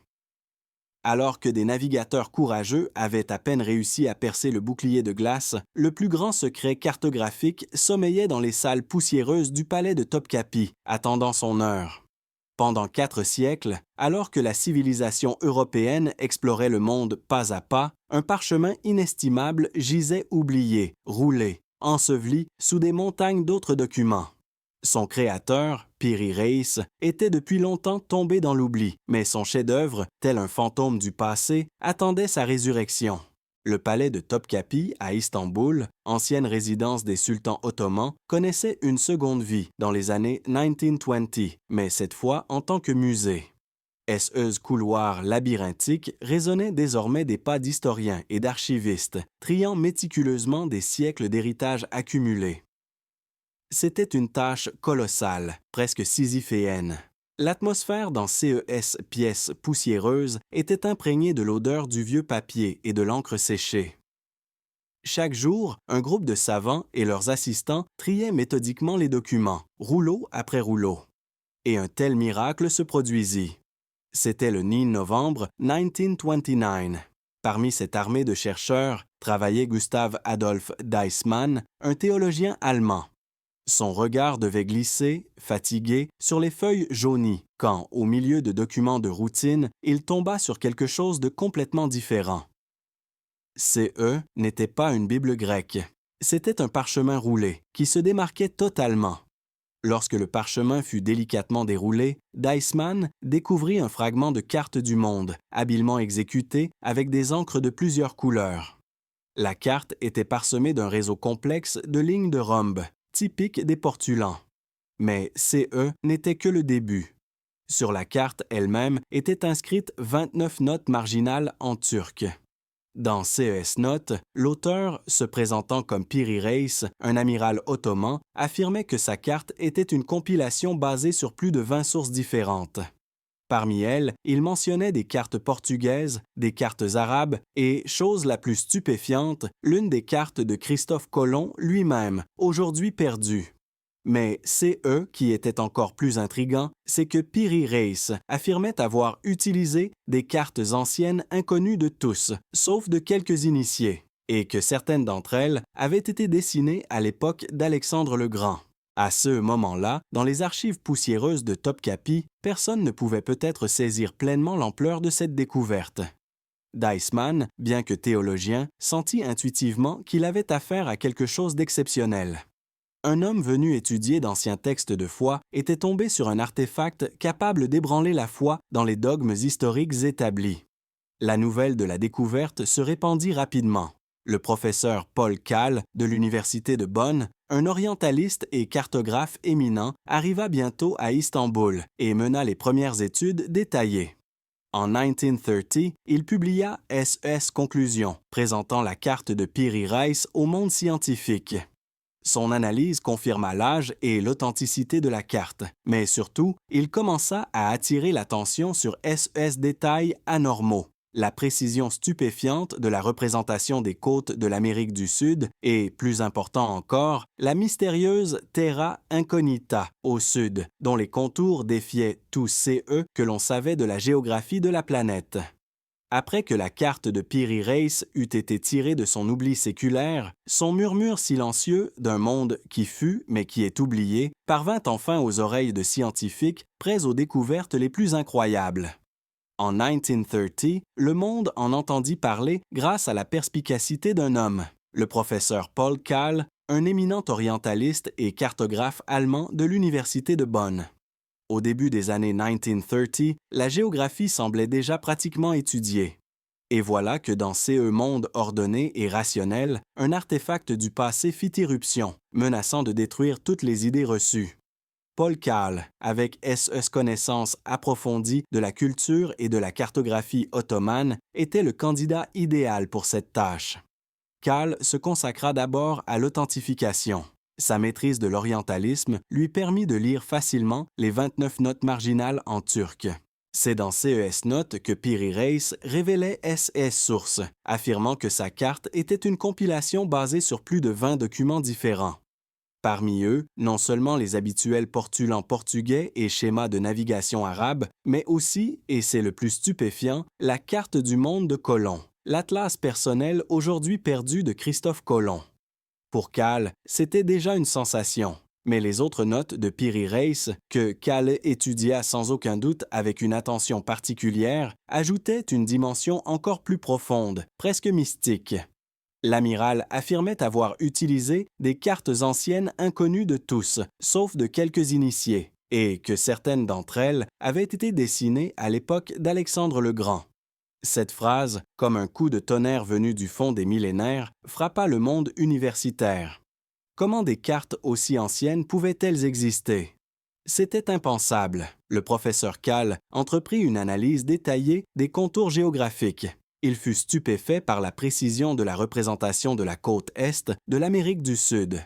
L'erreur de latitude moyenne pour l'Amérique du Sud fut estimée par Kahl à seulement 1/2 à 1,5 degré. C'était sans précédent pour 1513, mais l'élément le plus grandiose et le plus choquant de la carte se trouvait tout au sud. Sous l'Amérique du Sud, Kahl vit une vaste terra incognita. Ils ne pouvaient pas savoir que, des décennies plus tard, des analyses géodésiques confirmeraient que cette terra incognita sur la carte de Piri Reis n'était rien d'autre que la côte de l'Antarctique astérisque sans sa calotte glaciaire astérisque. L'absence du passage de Drake, qui sépare l'Amérique du Sud de l'Antarctique, indiquait une réalité géologique qui existait il y a des millions d'années. Ces hausses détails que Cal put identifier jetèrent les bases de futures recherches plus approfondies. Il fut le premier non seulement à découvrir la carte, mais aussi à la présenter au monde scientifique en soulignant SES Anomaly. SE's publication de 1930 fura le premier cri qui attira l'attention sur une énigme trop grande pour être simplement ignorée. À la fin des années 1940, alors que le monde se remettait de nouveaux cataclysmes et que les technologies faisaient des bonds de géants, la carte de Piri Reis restait une énigme non résolue. C'est à cette période, en 1949, que les forces navales américaines, sous la direction de l'amiral Richard E. Byrd, se préparaient pour l'opération High Jump, une expédition en Antarctique qui, sans le savoir, allait fournir les pièces manquantes de CE Puzzle millénaire. Mais le murmure silencieux de la carte de Piri Reis exigeait plus qu'une simple analyse scientifique. Il exigeait un regard direct au cœur du continent de glace que seules les nouvelles technologies du 20e siècle pouvaient offrir. Le monde, à peine remis des blessures monstrueuses de la Seconde Guerre mondiale, se tenait au seuil d'une ère de triomphe technologique sans précédent. L'humanité tournait maintenant son regard vers la dernière et plus grande tache blanche sur la carte du monde, l'Antarctique. C'est dans cette atmosphère de percée technique et de confrontation mondiale qu'en 1946, les États-Unis d'Amérique préparèrent l'une des expéditions polaires les plus vastes et les plus ambitieuses de l'histoire, l'opération High Jump. Sous le commandement du légendaire explorateur polaire, l'amiral Richard E. Byrd, une immense armada de 13 navires ainsi que 23 avions avec plus de 4000 militaires se dirigea vers les côtes gelées du continent austral.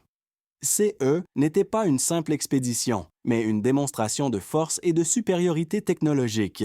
L'objectif principal de High Jump n'était pas seulement de cartographier les lignes de côte visibles, mais de percer la couverture de glace éternelle pour enfin voir le véritable visage du continent. Pour CE faire, l'amiral Byrd et son équipe utilisèrent les technologies les plus avancées de leur temps. Pour la première fois dans l'histoire, la astérisque cartographie par radar astérisque fut largement utilisée. Les ondes radio à haute fréquence, émises depuis les avions, pénétraient à travers l'épaisseur de la glace, se réfléchissaient sur la surface solide du continent et revenaient, permettant aux scientifiques de créer des images en volume du relief caché sous des kilomètres de glace. Parallèlement, des astérisques recherches sismiques astérisques étaient menées. De puissantes explosions à la surface de la glace créaient des ondes de choc qui pénétraient profondément. La vitesse de leur propagation et de leur réflexion permettait de mesurer avec précision l'épaisseur de la glace et la profondeur du fond océanique. De plus, une astérisque photographie aérienne, massive, permit de créer des cartes détaillées d'immenses territoires. Les résultats furent stupéfiants. CE, qui semblait être un bouclier de glace monolithique et plat, cachait quelque chose de bien plus complexe. Les technologies de High Jump montrèrent que sous une épaisseur moyenne de 2000 mètres de glace se cachait un immense continent, sillonné de vallées profondes et de chaînes de montagnes majestueuses. La découverte la plus surprenante fut la confirmation de l'existence de la chaîne transantarctique, un système montagneux colossal dont les sommets atteignaient 4 à 5 000 mètres, mais étaient entièrement ensevelis sous la glace. Et c'est ici que nous revenons à l'essence même de notre énigme. Lorsque les scientifiques commencèrent à comparer les données de la cartographie radar et sismique obtenues lors de High Jump avec les contours tracés sur les cartes de Piri Reis, Oronce Finet et Philippe Bouache, ils furent confrontés à une réalité stupéfiante. C'est eux que Bouaché avait représenté comme une Antarctique divisée par des voies d'eau correspondait parfaitement au relief du continent découvert sous la glace. Ces mêmes montagnes de la chaîne transantarctique que Finney avait dessinées sans leur couverture de glace, avec des fleuves s'écoulant de leur sommet, furent maintenant découvertes au même endroit, profondément sous des kilomètres de glace. Et la Terra Incognita sur la carte de Piri Reis, dont les lignes de côte étaient si mystérieusement détaillées, apparut comme une image étonnamment précise de la côte de l'Antarctique astérisque, sans sa calotte glaciaire astérisque. Les données de l'opération High Jump étaient une preuve irréfutable, mathématiquement confirmée, que les cartes anciennes, considérées pendant des siècles comme des erreurs ou des fantasmes, représentaient en réalité l'Antarctique tel qu'il était il y a des millions d'années, ou, selon l'hypothèse audacieuse de Charles H. Hapgood, il y a environ 6000 ans avant notre ère. À ce moment, toute notre histoire de la cartographie, toute la chronologie de la connaissance humaine du monde fut remise en question. Qui était C.S., ancien navigateur et cartographe, possédant une connaissance aussi stupéfiante? L'opération High Jump a révélé non seulement les secrets sous la glace, elle a révélé le secret de l'histoire elle-même. Après que les données de l'opération High Jump eurent percé l'épaisseur de la glace, révélant au monde le véritable relief caché de l'Antarctique, le moment vint qui devait réécrire à jamais les pages de l'histoire cartographique, le temps de comparer les parchemins anciens avec la réalité choquante du 20e siècle. Au début des années 1950, le parchemin de Piri Reis attira de nouveau l'attention. Cette fois, non seulement des universitaires, mais aussi d'Arlington H. Mallory, un officier à la retraite de la marine américaine et ingénieur expérimenté. Son sens de l'ingénieur lui suggérait que quelque chose de fondamental se cachait ici. Mais Mallory avait besoin de soutien, d'une personne capable de systématiser SS Intuition. Cette personne fut Charles H. Hapgood, un professeur d'histoire au Keene College, dont le nom allait bientôt devenir synonyme des plus grandes énigmes cartographiques. Ils comprirent qu'ils avaient entre les mains non pas de vieilles cartes, mais des clés potentielles pour changer notre perception de toute l'histoire de la Terre. Un processus de comparaison minutieux, long de plusieurs années, commença. D'un côté, les parchemins jaunis de Piri Reis, Oronce Finney et Philippe Bouache. De l'autre, les données révolutionnaires obtenues grâce à l'opération High Jump. La cartographie radar, les sondages sismiques et la photographie aérienne avaient enfin percé le voile de glace, révélant un relief détaillé du continent. Et lorsque, après des mois et des années de travail acharné, les cartes furent comparées, le monde fut stupéfait. Le regard des chercheurs se tourna d'abord vers la partie sud de la carte de Piri Reis. Ici, sous l'Amérique du Sud, se trouvait une Terra Incognita. En la superposant aux cartes modernes de l'Antarctique sans glace, quelque chose d'inimaginable se produisit. La ligne de côte de cette Terra Incognita correspondait avec une précision stupéfiante à la côte de la Terre de la Reine Maude. De plus, sur la carte de Piri Reis, le passage de Drake, qui sépare l'Amérique du Sud de l'Antarctique, était absent. CE n'est pas une erreur. C'est une correspondance parfaite avec la réalité géologique qui existait il y a des millions d'années. Comment un amiral de 1513 pouvait-il savoir cela? Le choc s'intensifia lorsque la carte d'Oronce Finney fut ajoutée à la comparaison. Sur celle-ci, l'Antarctique était représenté non seulement sans glace, mais avec des fleuves détaillés coulant de puissantes chaînes de montagnes. Et voilà que les données de High Jump montraient que sous la calotte glaciaire de l'Antarctique, il existe effectivement un système montagneux colossal, la chaîne transantarctique. Ces fleuves de Finney se révélèrent être d'anciens lits de rivières et des vallées sous-glaciaires. Puis vint la carte de Philippe Buache. Son Antarctique était représenté non pas comme un continent unique, mais comme un archipel divisé par de vastes voies d'eau. Et de nouveau, High Jump apporta une confirmation stupéfiante. Les recherches modernes montrèrent que sous la glace, l'Antarctique est en effet composé de plusieurs grandes masses terrestres séparées par de profondes dépressions. Si la glace fondait, le continent se diviserait en îles distinctes. Bouache, 2 siècles avant l'opération High Jump, avait dessiné exactement cela. Ces données firent exploser la notion d'un cheminement progressif et empirique de l'humanité vers la connaissance du monde. Conscient de l'importance colossale de CUS découverte, Charles H. Hapgood décida de franchir une étape sans précédent.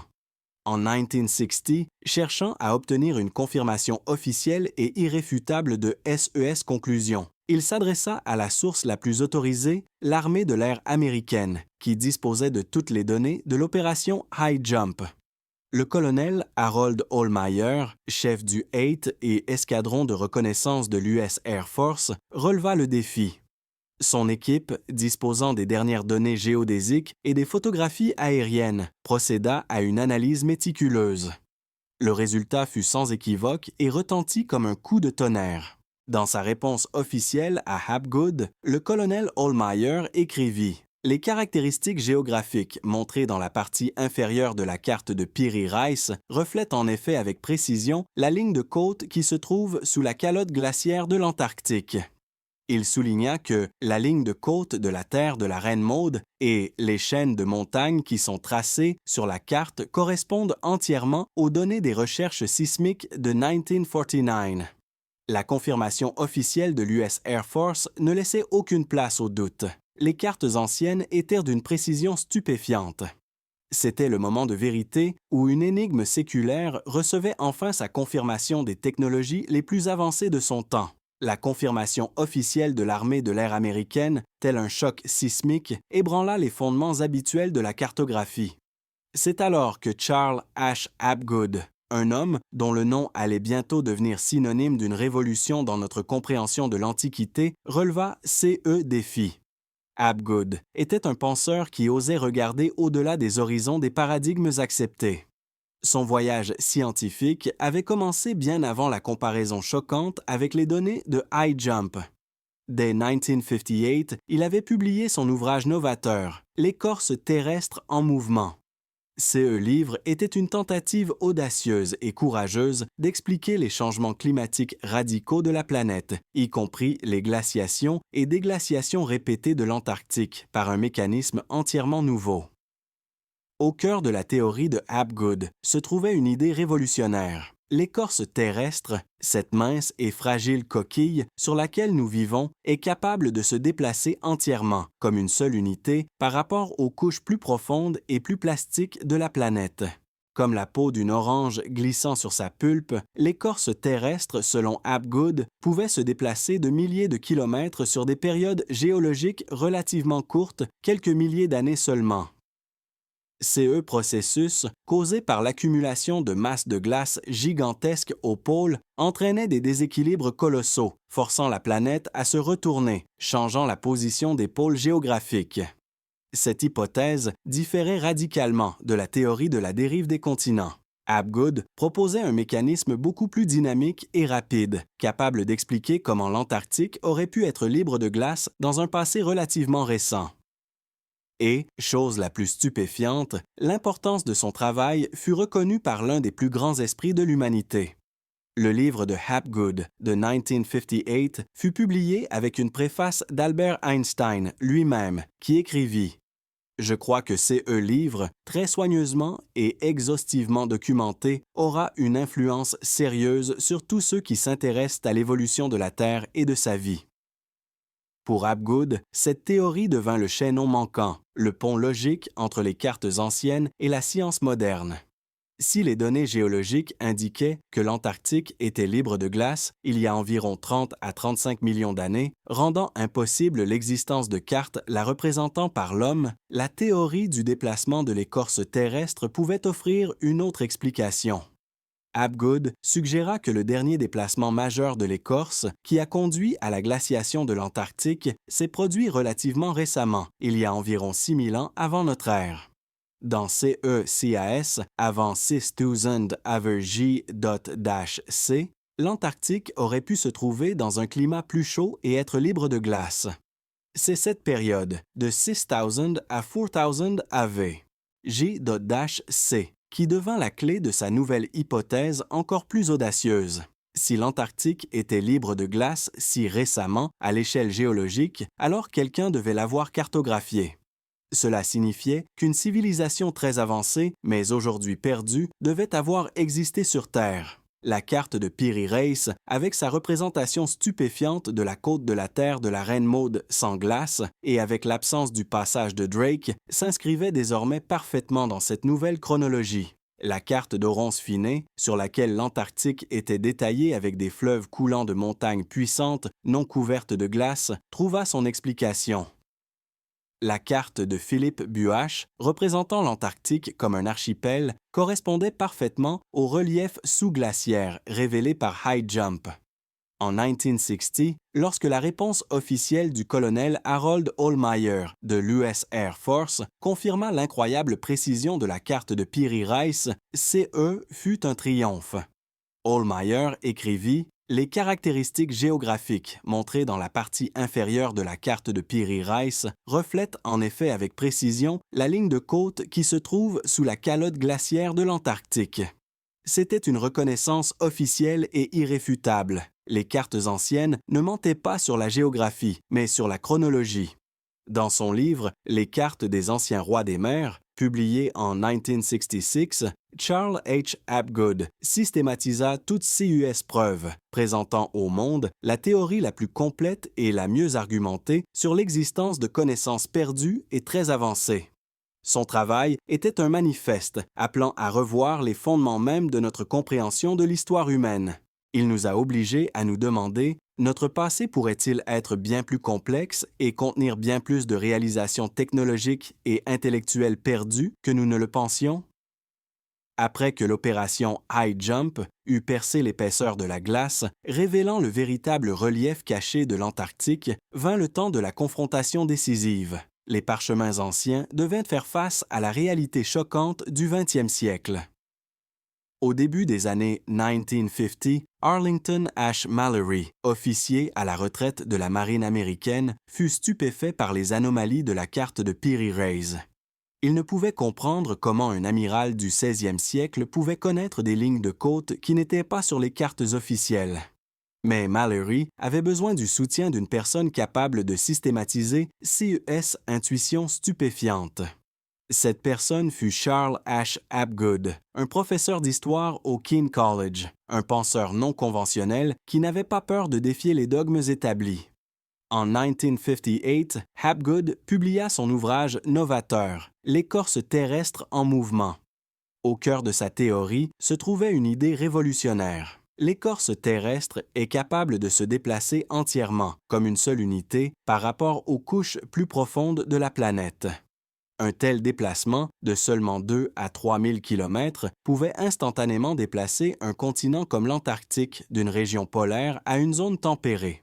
Cette hypothèse différait radicalement de la théorie de la dérive des continents, offrant un mécanisme beaucoup plus dynamique et rapide. Et, chose la plus stupéfiante, l'importance de travail audacieux fut reconnue par l'un des plus grands esprits de l'humanité. Le livre de Hapgood fut publié avec une préface d'Albert Einstein lui-même, qui écrivit « Je crois que livre, très soigneusement et exhaustivement documenté, aura une influence sérieuse sur tous ceux qui s'intéressent à l'évolution de la Terre et de sa vie. » Le soutien d'Einstein conféra à la théorie de Hapgood un poids indéniable. Pour Hapgood et Mallory, cette théorie devint le chaînon manquant, le pont logique entre les cartes anciennes et la science moderne. Elle expliquait comment les anciens cartographes pouvaient posséder des informations qui devançaient leur époque de dizaines de milliers, voire de millions d'années. Maintenant, armés de cette hypothèse audacieuse et des données stupéfiantes de High Jump, ils décidèrent de franchir une étape sans précédent.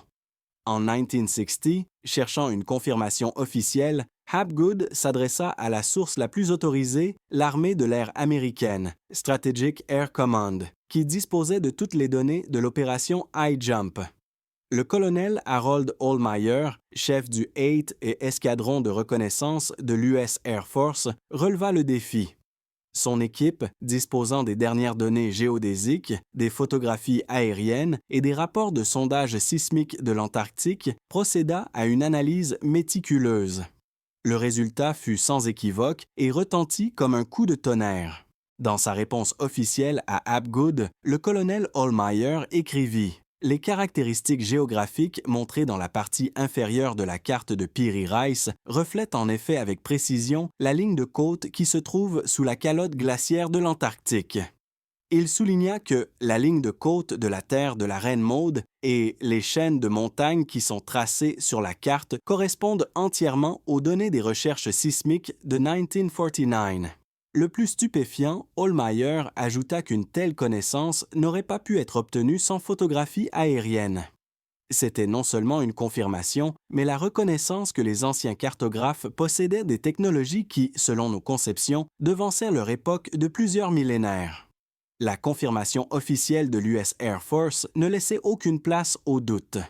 C'était le moment de vérité, où une énigme séculaire, étayée par une théorie géologique révolutionnaire et l'approbation d'Einstein lui-même, recevait enfin sa confirmation des technologies les plus avancées de son temps. La théorie, sur les cartes anciennes, représentant une Antarctique sans glace, se transforma. Elle cessa d'être une simple hypothèse à la limite de la science-fiction. Elle devint une hypothèse fondée et scientifiquement confirmée, défiant tous ces « que nous savons de notre passé, du temps et du niveau de développement de la civilisation humaine. La confirmation officielle de l'armée de l'air américaine, tel un choc sismique, ébranla les fondements habituels de la cartographie. C'est alors que Charles H. Hapgood releva ces défis. En 1966, 6 ans après la lettre triomphale du colonel Hohlmeier, Charles H. Hapgood présenta au monde son œuvre maîtresse, Les cartes des anciens rois des mers. Ce livre fut l'aboutissement de décennies de recherches minutieuses, unissant toutes les preuves indiquant l'existence d'une connaissance perdue et très avancée, capable de bouleverser notre passé. Au cœur de sa théorie novatrice, exposée pour la première fois dans L'écorce terrestre en mouvement en 1958, se trouvait une idée audacieuse. L'écorce terrestre est capable de se déplacer entièrement comme une seule unité par rapport aux couches plus profondes de la planète. Ce processus, causé par l'accumulation de masses de glace gigantesques aux pôles, entraînait des déséquilibres colossaux, forçant la planète à se retourner. C'est cette théorie qui a reçu l'approbation d'Albert Einstein lui-même, qui a écrit la préface du livre de Hapgood, qui est devenu le fondement scientifique pour expliquer les anomalies des cartes anciennes. Si les données géologiques indiquaient que l'Antarctique était libre de glace il y a environ 30 à 35 millions d'années, rendant impossible l'existence de cartes la représentant par l'homme, la théorie du déplacement de l'écorce terrestre pouvait offrir une autre explication. Hapgood suggéra que le dernier déplacement majeur de l'écorce, qui a conduit à la glaciation de l'Antarctique, s'est produit relativement récemment, il y a environ 6000 ans avant notre ère. Dans CEKS, avant 6000 Average.C, l'Antarctique aurait pu se trouver dans un climat plus chaud et être libre de glace. SES ligne de côte et SS fleuve étant accessible à l'exploration. C'est cette période qui est devenue la clé de sa nouvelle hypothèse encore plus audacieuse. Si l'Antarctique était libre de glace si récemment, à l'échelle géologique, alors quelqu'un devait l'avoir cartographiée. Cela signifiait qu'une civilisation très avancée, mais aujourd'hui perdue, devait avoir existé sur Terre. Une civilisation qui devançait de plusieurs millénaires SES analogues archéologiquement documentés. Les cartes anciennes de Piri Reis, Oronce Finet et Philippe Bouache n'affichaient plus seulement une précision inexplicable. Elles devenaient des preuves irréfutables de l'existence de cette civilisation oubliée. En rassemblant tous les faits, Hapgood présenta au monde une image qui choqua et inspira. La carte de Piri Reis de 1513, avec sa représentation stupéfiante de la côte de la terre de la Reine Maude sans glace et l'absence du passage de Drake, s'inscrivait parfaitement dans cette nouvelle chronologie. La carte d'Oronce Finet de 1531, sur laquelle l'Antarctique était détaillée avec des fleuves coulants de montagnes puissantes non couvertes de glace, trouva son explication. Et la carte de Philippe Bouache de 1737, représentant l'Antarctique comme un archipel divisé par des voies d'eau CE qui correspondaient parfaitement au relief sous-glaciaire révélé par l'opération High Jump, témoignait désormais du génie des anciens cartographes. Hapgood suggéra que CES carte-mer avait été créée par de grands rois des mers, une civilisation très avancée qui existait à une époque où l'Antarctique était libre de glace. Ces connaissances, ayant survécu à des cataclysmes mondiaux, auraient pu être transmises de génération en génération, conservées dans des archives secrètes, jusqu'à tomber entre les mains de compilateurs comme Piri Reis. Après tout, Piri Reis lui-même, dans SS Notes, indiquait explicitement l'utilisation de cartes anciennes inconnues de tous, sauf de quelques initiés, dont certaines, selon lui, avaient été dessinées à l'époque d'Alexandre le Grand. Depuis la publication de Les cartes des anciens rois des mers en 1966, les débats autour de l'hypothèse de Hapgood n'ont pas cessé. Cependant, les faits irréfutables, tels que la confirmation de l'US Air Force, les détails des côtes et de l'hydrographie d'une Antarctique sans glace, ainsi que la précision stupéfiante des longitudes sur des cartes créées bien avant l'invention des chronomètres, restent sans explication convaincante dans le cadre du paradigme historique traditionnel. Les recherches se poursuivent encore aujourd'hui. Chaque nouvelle découverte sous l'épaisse couche de glace ne fait qu'épaissir le mystère.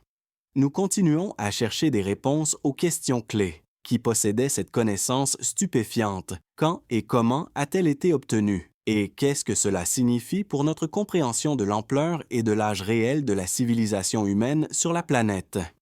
L'héritage des mondes perdus n'est pas seulement un ensemble de cartes anciennes. C'est un puzzle insoluble, un témoin muet de l'existence de technologies et de réalisations intellectuelles perdues. Ces cartes ne sont que la partie émergée de l'iceberg, des fragments d'une bibliothèque de connaissances grandiose, mais presque entièrement perdue, qui attend peut-être d'être redécouverte. Notre voyage à travers les cartes des anciens navigateurs est devenu une plongée dans l'abîme du temps. De la luxuriante Antarctique tropicale à son sarcophage de glace, des premières tentatives maladroites de dessiner le monde à une précision stupéfiante et impossible pour son époque, nous avons vu plus que de simples plans de terre. Nous avons vu le reflet d'une connaissance qui devançait son époque de plusieurs millénaires. Ces cartes ne sont ni des erreurs, ni des coïncidences. Elles sont les témoins silencieux d'une autre histoire, oubliée, où des civilisations possédaient peut-être des technologies et une compréhension du monde que nous commençons à peine à appréhender. Elles murmurent la possibilité d'un caractère cyclique du progrès, que la grandeur peut être effacée et la connaissance perdue, pour ne réapparaître qu'à travers l'épaisseur de la glace et de l'oubli. Elles nous obligent à repenser la notion même de découverte, montrant qu'une grande partie de l'inconnu était déjà connue autrefois.